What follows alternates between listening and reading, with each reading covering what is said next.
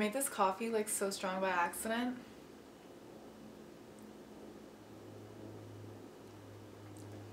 Ew. Hi guys, welcome back to my channel. So today's video is going to be 5 super easy ways that you can eliminate split ends and prevent them from coming. This is something I get asked all the time, and I didn't really want to make a full video about it because I feel like I've addressed most of these tips in my how I grew my hair out video, which I'll have up here if you haven't seen it yet. But maybe this will be an easier kind of like cut down version of that. So I really hope you guys enjoy it. Before we begin, don't forget to give this video a thumbs up if you liked it and subscribe down below. Also, don't forget to follow me on Instagram for more tips and tricks, and let's just get into the video. Alright, so the first tip is one that you've probably heard a million times, but it's to not wash your hair very often. This is actually the first thing I did differently when I started growing my hair out, like actually started seriously trying to take care of my hair, and it made such a huge difference. I know it's really hard in the beginning to kind of like get into doing that, especially if you're one of those people that washes every day. I know your hair starts to feel really oily and greasy like really quickly, but that's probably because your scalp is over dried. When you're washing it too often, especially with the wrong products, it can really over dry your scalp, which will cause your scalp to produce more oil, kind of like your skin. When your skin's dry, it will overproduce oil, so you'll have a really oily scalp really quickly, but your ends will be super dry because your natural oils aren't having the opportunity to work their way down, which will in turn cause split ends, which you don't want. So the key is to push your hair as long as you can in between washes, and that ideal time period is different for everybody. It depends on your hair type, it depends on your routine, how often you work out, and what you're comfortable with, obviously. So I personally fluctuate between like every 4 days and every 7 days. Like some days, or some weeks, sorry, I can go the entire 7 days without washing,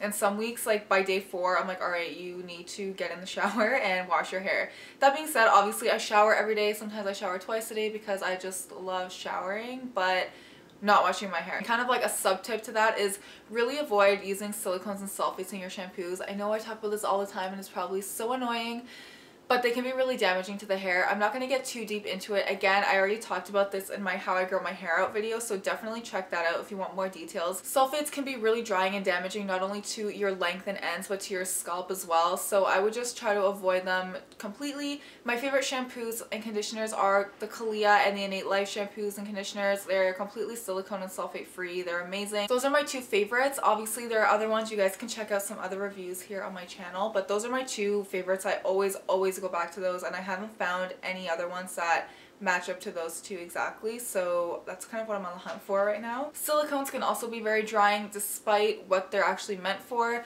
Usually silicones are there to give your hair some slip and make it feel soft and lock moisture in because they close the cuticle, but especially if you're using cheap silicones, they can build up on the hair and actually prevent your hair from absorbing moisture, causing it to be more dry over time and actually causing more damage and breakage. So my best tip is just avoid both of those ingredients completely, and your hair will thrive without them. Do you want to take longer? Shut up. My second tip is to be really gentle when you're brushing your hair, and this is super easy to do, you guys. I feel like this is one thing that everyone overlooks because when we're brushing our hair, we're usually rushing through it, just trying to get the tangles out so you can go to bed or whatever. But brushing your hair is actually one of the biggest causes of breakage and damage ever, and I think it's really important that we take our time when we brush our hair and also be conscious of the kind of brush you're using. So I prefer to use a wooden brush. Wooden brushes are amazing for so many reasons. I want to do an entire video on wooden brushes and like how I clean mine and everything. I use one from Tech brushes, and I think they're probably one of the best quality ones that I've tried so far. Wooden brushes are great because they absorb oil from your scalp and redistribute it throughout the rest of your hair as you're brushing. They're also really great for stimulating acupuncture points on your head, which will stimulate blood flow and promote growth. So that's a plus. Also, the one that I have doesn't have the little balls on the end of the teeth, so it doesn't rip out any tangles, and it's really gentle to brush your hair with. I always detangle my hair before the shower because if I don't, it'll literally be impossible for me to brush it through later once it's dried. So I brush it through before the shower, and then afterwards I just apply my leave-in products and I leave it alone until it's 100% dry, which is usually the next day, and then I'll brush it through or whatever I need to do with it. But really try to avoid brushing it when it's wet or damp, and just be really gentle with it. My third tip is to be really consistent with your oil treatments, masks, hydrating treatments, all that fun stuff, because that is really important. Being consistent with your routine, especially masks and treatments, is going to really help you to maintain your healthy hair and to prevent split ends from coming. So I like to use an oil in my hair daily, whether it be the rose hair elixir from the Innate Life or argan oil or a little bit of macadamia oil or whatever I have on hand, just on the ends of my hair. It really keeps it hydrated throughout the day and it keeps it protected and preventing it from breaking, so that's really, really important. But weekly you should be doing some kind of treatment, whether it's a DIY, just an oil treatment, or like a mask that you do in the shower. It's so important to keep your hair hydrated. The drier your hair is, the more prone to breakage it is, so just keep that in mind. My fourth tip is one that you guys probably hear literally everywhere you go, but no heat. Avoid heat. Heat styling is so damaging to the hair, especially if you do it very often. I just heat styled my hair for the first time last week since March or April, I think. Honestly, I just found a bunch of different ways to style my hair without heat, like braids, buns, all that kind of stuff. And even these waves that I have today, they look really messy right now because it's windy out. But these loose waves I got just from wearing my hair in like a low bun all day. Like I went to school like that and I got these waves. So there's so many ways that you can do your hair without using heat.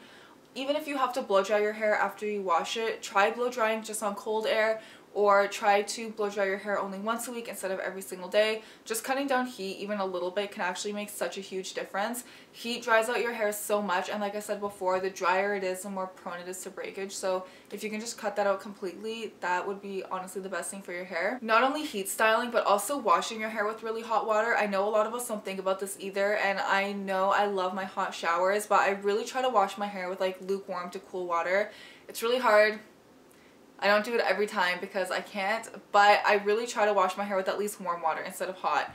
The hot water really dries out your hair as well, and it can strip the oils really quickly, and it puts a lot of wear and tear on your hair, so try to wash your hair with cooler water. My final tip is wearing protective styles. So this one is really easy, but it's also kind of difficult because what is a protective style and how do you do one and when are you supposed to wear it? And I'm going to give you guys a couple examples. Braids are probably the easiest protective style, and they're also so cute. I like to wear them all the time, especially when it's really cold or windy out.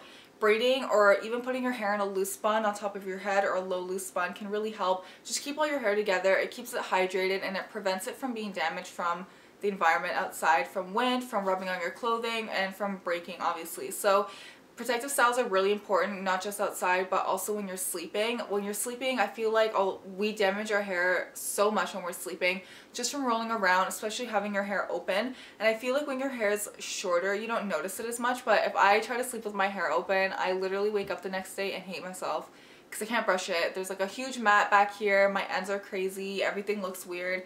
So I always braid it before I go to bed, and it just keeps it nice and together and smooth. I also always apply a little bit of oil to my ends before braiding it or putting it in a bun. If your hair is too short to do protective styles at nighttime, then I would definitely invest in a satin pillowcase. This will provide more slip to your hair while you're tossing and turning at night. So what causes the breakage is actually the friction, and the cotton fabric grips your hair more easily than satin would, so your hair will glide over the satin, whereas on the cotton it kind of catches and will cause friction and breakage. So satin pillowcases and protective styles at night are super important for keeping your hair nice and soft and healthy, obviously, as well as preventing split ends. And during the day, when you can, protective styles are always the best way to go. Plus, most of them are super cute, so there's tons of different things you can do to your hair.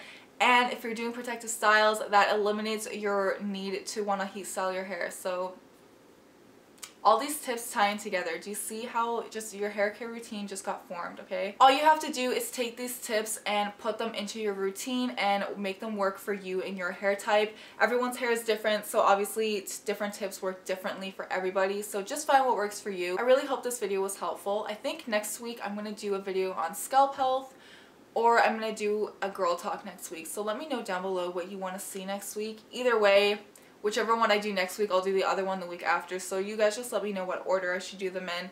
I really hope this video was helpful, you guys, and I will see you in the next one. Bye!